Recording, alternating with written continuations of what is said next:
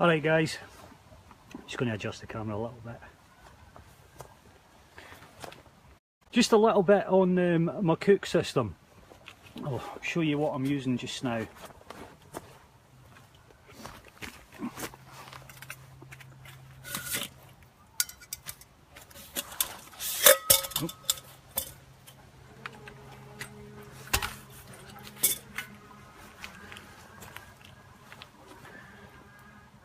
Now that's the Clean Canteen 1.1 litre single wall canteen. The mug on the left, that's really hard to do behind the camera. The one on the left, that's a Pathfinder 700ml steel cup. This one here, that's just another smaller steel cup. Down here we've got the lid. And another thing I've done, if I can get that to stand up so you can see, I've changed the cap on the Clean Canteen. You get a choice of a couple of different types, and the loop cap that the Clean Canteen comes with, I couldn't get the cup and the mug to actually sit nested on the top and the bottom, and at the same time I'm just going to move the camera around a little bit. Now can you see the side pocket of the Viking pack there? If I kept that loop cap on it, it was just, there was no way I was going to be able to close it up. I can't quite close it up, but I can get it closed enough so it's not going to go anywhere. Now you can get loads of different types of these canteens and stuff, but one of the things I want to talk about in particular is, we all know that you can get a Pathfinder set just like this, maybe without the additional cup, and it's a bit cheaper than this setup, so why would I go to the extra trouble and cost? I'll pick this up, see if I can. Now this is a decent mug. It's got the two holes there so you can stick a bale or whatever on it, but it's quite thin. You know, it's good enough, don't get me wrong, but in comparison to this mug, it's a lot thinner. And the bottle that comes along with it is just as thin as well. Now the Clean Canteen, let's see if I can open this. Now it's probably quite difficult to show on the camera, but the Clean Canteen is just a much better canteen.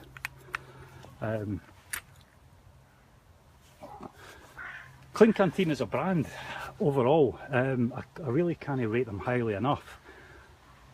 I've got one that's I use for my coffee in the morning. I've got an 800ml bottle with a sport cap on it that I take to bed at night, and I put give myself an icy drink, whether it be water or diluting juice or even fresh orange or whatever. Stick some ice in it, it's still icy cold in the morning. What else do I use? Oh, I've got a pint tumbler which I'm sure that you've seen before. What else do I have from Clean Canteen? Oh, I've got a couple of the smaller 355ml insulated cups. I've got a couple of people round, well, if we're making cocktails or whatever, doing something posh and fancy, they get used for that. But I mean, see, if you're going solo camping, this is all you need. The reason I've got an extra cup rather than just using the one is sometimes I like to be able to sit and have a brew while I'm cooking my dinner, and the 700ml cup, the Pathfinder one on the left there, is just a wee bit too big, you know, to kind of sit and be comfortable with. But it's a fantastic little setup. It fits in the side pocket of the Viking pack. I can't fault it. So there you go, that should do you, Carol and Naomi. What else have I got to do today? Let me think. Oh yeah, I said I'd do a little bit about my fire kit for Richard. Now, if you bear with me just a second.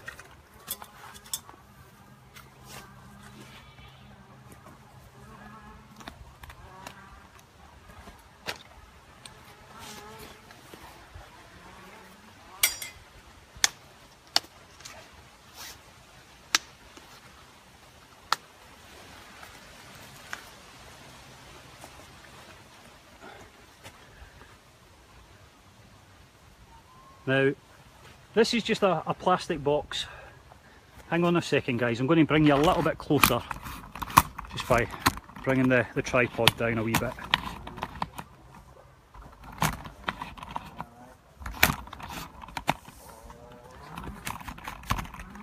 Oh, missed one. That's better. Right.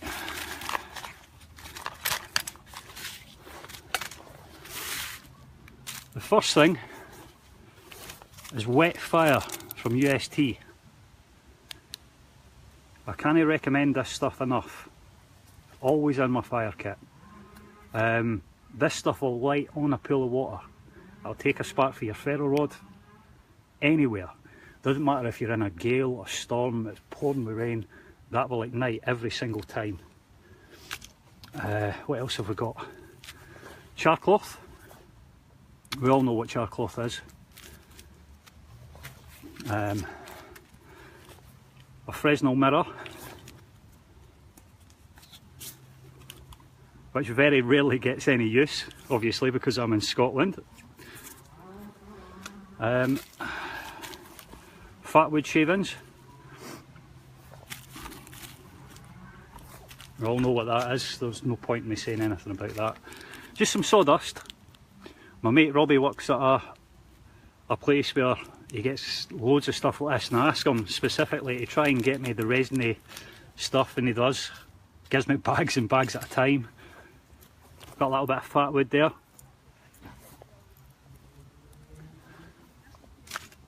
I've got some guests, just give me a second, I'm going to be quiet.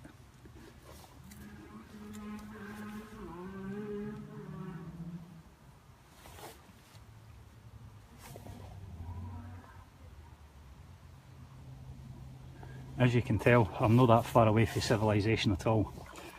This is a little vial of magnesium dust. Now, if you're struggling and your tinder's a little bit damp, this will take a spark for your ferro rod anytime at all, just the same way as Wet Fire will. But one of the drawbacks with this is, I don't know if you've ever lit an oxyacetylene torch without enough oxygen and it billows out some kind of black matter, you know, and it goes all cloudy and it just goes stringy in the air and it falls on everything, and it could quite easily get your kit black. So I use that sparingly. What else have I got here? This is cotton wool that's been soaked in alcohol.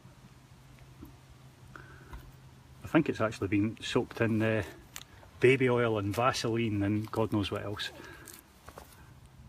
This, I quite honestly can't remember because it's been in here that long. Some jute twine. 2 lollipop sticks. Now this is the fun part, I like chemical fire. This is potassium, I'm not really sure how you pronounce it, is it parantigate, I think. Now this is fantastic stuff. Everybody should have this in your kit. Not just for your fire kit, but for your first aid as well. Now if you've ever been to the dentist and you know that pink water that they give you, that's what this is. Put a little bit in, say a litre of water, or even a cup of water until it turns just before pink. You can drink it and it will sterilise the water for you. If you do it more, you could use it as an antiseptic wash or a mouthwash. And so I've got a vial of that in my first aid kit as well as my fire kit. And another thing that you can do with that is if you mix glycerin, which is what's in this little vial, with the potassium, that'll instantly start chemical fire. Really handy stuff. I do have some birch bark and I've got some shavings. I've got a couple of other bits and bobs that are actually in the house at the moment drying out. I've got another one here as well, which was actually my old one, and attached to that I've got, hang on to see if I can find a little bit. Nope, I've cut it all. This is actually paratinder. Now I've cut, see if we can, yeah, I've cut that off. 7-strand paracord, and it's got a line of wax jute all the way through it. So That's what I use for. Now, just for quickness and emergencies, I always carry 2 fire steels with me. This one is the UST Spark Force. Now, for its size, it's a fantastic ferro rod. Come here, Archie. Come on. Come on. You heard me. Right. It's a tiny, well, it's a small ferro rod, but I highly recommend you get one. You know, it's always good to have more than one ferro rod. I've actually got 3 with me at all times. But for its size, it's well worth having. This is just the DD fire steel, which I've been testing for quite a while. I'm really happy with it. I don't like the striker. Now, it's just a bog standard striker. But the issue with all strikers that have got a coat on them, they're rubbish. Throw them away. Seriously, just throw them away. If it's got a black coating, you're not going to get a great spark from it. Clearly, firelighters. Now, as you know, I sometimes, well, quite often come out in the pitch black where I can't see a thing, and it's often pouring down when I'm coming in. If it's cold, I want to be able to, if all else fails, just light 2 firelighters and stick them in a bundle of tinder and let them go while I set up my tarp or whatever. So they're there purely for emergencies. There's no shame in using firelighters, guys. No shame in it. So there you go. Oh, I forgot about this. This is a little bit of magnesium. Oh, we've got dogs, hang on. Stay. Stay. Archie, you heard me, boy, I said stay. Oi, come here.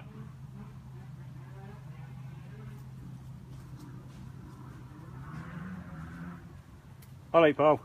Alright, I didn't even see you there, mate. That's the plan. I'm just doing a wee video. Alright. Well, come here. Archie, stay. Back in a second, guys. You're not going to find anything you want there, son. Beat it. Well, come on. Here. Right, come on. Come here. Come on. Just kick that dog, by the way. Right, that's it. Come here. It's alright, it's alright. Sorry, mate. It's alright, no worries. Move it, neighbour. Stay. Sit down. No problem, mate, don't worry about it. No way, mate. What are you filming, like, bud? I'm doing a little video. Well, I'm live on Facebook talking about just some running outdoor story. Aye, mate. So I'm just talking through a new setup that I've started selling. The gear, lad, Aye, aye. Sweet, mate. Hey, Graf, come on. That's it, mate. Perfect. Come on. Right, guys, listen, I'm going to stop this just for a second because I've got dogs going do lally up here. I'll be back in 5, alright? See ya.